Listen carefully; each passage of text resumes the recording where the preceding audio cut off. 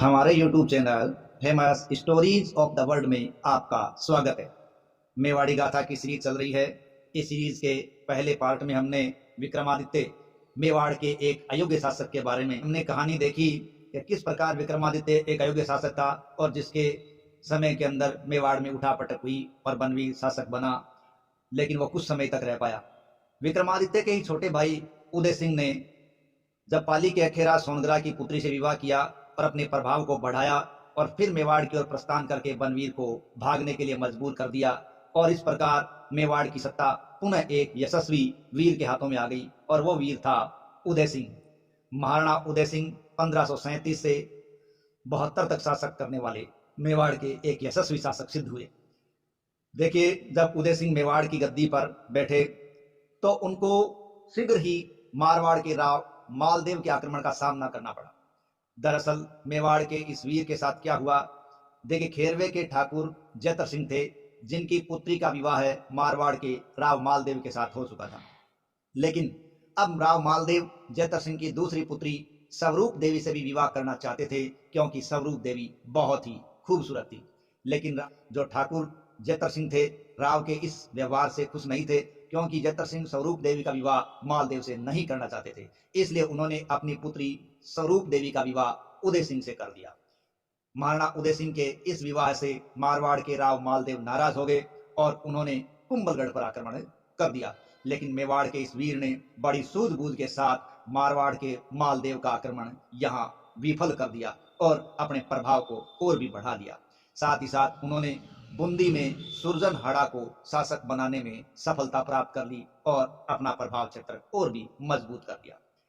देखिए, तो था मालदेव और मारवाड़ के साथ उसका संबंध, लेकिन उदय सिंह का अफगानों से भी संघर्ष था।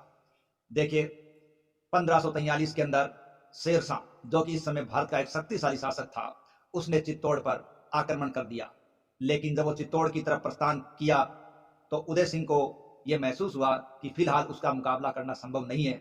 इसलिए उदय सिंह ने शेरशाह को किले की कुंजियां पहले ही भिजवा दी। यानी शेरशाह ने जब चित्तौड़ की ओर प्रस्थान किया तो उदय सिंह ने सूझबूझ का सहारा लिया और किले की कुंजियां शेरशाह को भिजवा दी। इससे शेरशाह है वो बहुत खुश हुआ और उसने आक्रमण का विचार टाल दिया और चित्तौड़ पर अपने विश्वास पात्र ख्वास खां को नियुक्त कर दिया।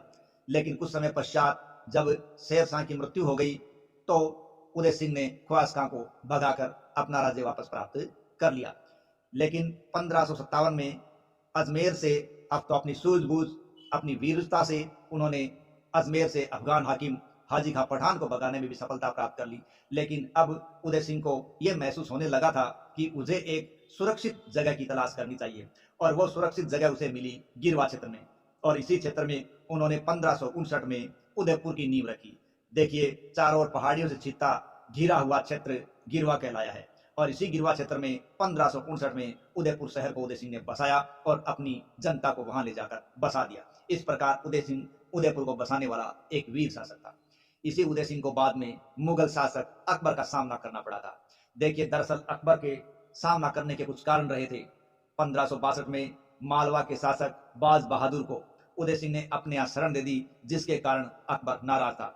इसके अलावा मेवाड़ मेड़ता के जगमाल को भी उसने शरण दे रखी थी और इसके कारण भी अकबर किससे नाराज था? उदय सिंह से नाराज था। एक बार अकबर के दरबार में शक्ति सिंह ने कुछ ऐसा सुना जिसे अपने मेवाड़ की वीरता की याद आई। दरअसल बात यह थी, अकबर ने एक दिन दरबार में कहा कि सब आसपास की रियासतें मेरे घुटनों पर आ गई है, मेरे काबू में आ गई है, अब बारी है तो बस चित्तौड़ की है जिसे हमें कब्जे में करना है। ये बात शक्ति सिंह को अच्छी नहीं लगी और उन्होंने इसकी सूचना कहाँ दे दी? उदय सिंह को दे दी। दरअसल उदय सिंह के पुत्र थे शक्ति सिंह, जो किसी मन मुटाव के कारण है वो अकबर के दरबार में चले गए थे। ठीक है, इस प्रकार यहाँ पर जब अकबर ने आक्रमण किया या इधर प्रस्थान किया तो यहाँ के विश्वास पात्र सरदारों ने क्या किया? उन्होंने राणा को गिरवा क्षेत्र में जाने के लिए कह दिया। वो कह रहे थे कि इस समय राणा का रहना अत्यंत जरूरी है, इसलिए वो गिरवा क्षेत्र में जाएं और चित्तौड़ पर अन्य लोग है वो सत्ता संभालेंगे या अकबर का मुकाबला कर लेंगे। इस प्रकार की जयमल है उसने वहां पर अपने आप को स्थापित करते हुए दिखा भी दिया। दरअसल जब अकबर ने चित्तौड़ पर 25 अक्टूबर 1567 को आक्रमण किया तब यहाँ उसे राणा नहीं मिला और राणा का पता लगाने के लिए उसने हुसैन कुली खां को यहाँ नियुक्त कर दिया और चित्तौड़ पर कब्जा करने के लिए साबात, सुरंग आदि का भी सहारा लिया गया। और इस समय जयमल तथा पत्ता ऐसे दो मेवाड़ के यशस्वी वीर सरदार थे जिन्होंने अकबर के दांत खट्टे कर दिए और मेवाड़ को बचाने के लिए अपना सर्वस्व न्यौछावर कर दिया। लेकिन एक दिन जयमल है वो अकबर की संग्राम बंदूक से मारा गया, क्योंकि वो रात्रि के समय एक दीवार की मरम्मत कर रहा था और इसी कारण वो दीवार की मरम्मत करता हुआ अकबर की संग्राम बंदूक से मारा गया। लेकिन उसने मेवाड़ को बचाने में अपना संपूर्ण दांव पर लगा रखा था। इस प्रकार जयमल और पत्ता के मारे जाने के बाद 3 दिन तक अकबर ने मेवाड़ के अंदर मारकाट मचवाई, जो कि अकबर के जीवन पर एक कलंक है। 25 फरवरी 1568 को मेवाड़ पर इस प्रकार अकबर का अधिकार हो गया और मेवाड़ में महिलाओं ने जौहर भी किया। इस प्रकार मेवाड़ में 1568 में तीसरा साका हो गया। लेकिन अकबर जयमल और पत्ता की वीरता से इतना प्रभावित हुआ, उसने आगरा के किले पर पाषाण मूर्तियां किसकी लगवा दी? जयमल और पत्ता की लगवा दी। लेकिन बाद में राणा है वो इससे आहत हुए और वो कुंभलगढ़ से गोगुंदा की तरफ आए, लेकिन वो इस हाथ से काफी परेशान थे और 28 फरवरी 1572 में गोगुंदा में ही उनकी मृत्यु हो गई। लेकिन मृत्यु से पहले उनसे एक गलती भी हो गई। दरअसल उन्होंने भटियाणी रानी के प्रभाव में आकर जगमाल को क्या कर दिया? शासक घोषित कर दिया, और जिसके कारण जगमाल है वो सत्ता प्राप्त करना चाह रहा था, क्योंकि उसे उसकी मां ने ऐसा करने के लिए तैयार कर लिया था। लेकिन भटियाणी रानी के प्रभाव में आकर जगमाल को राजा घोषित कर दिया। इसके कारण मेवाड़ में एक संघर्ष का बीज बो दिया और जगमाल और बाद में प्रताप का संघर्ष चला, और ये संघर्ष राजमहल की क्रांति कहलाया, क्योंकि ज्यादातर जनता प्रताप के पक्ष में थी और इस राजमहल की क्रांति में जगमाल को हराकर प्रताप ने सत्ता प्राप्त की और मेवाड़ को सर्वोच्चता ऊंचाई के स्तर पर पहुंचा दिया। और ऐसा वीर शिरोमणि वो सिद्ध हुआ कि मेवाड़ का जो सूर्य है वो ऊंचाई तक नजर आया और अपने आप को मेवाड़ का एक सच्चा सूरवीर साबित करने में कामयाब हुआ। ठीक है, इसी कड़ी में अगली कड़ी में इंतजार रहेगा आपको प्रताप की वीर गाथाओं का, तो उसकी वीर गाथा अगले पड़ाव में देखेंगे।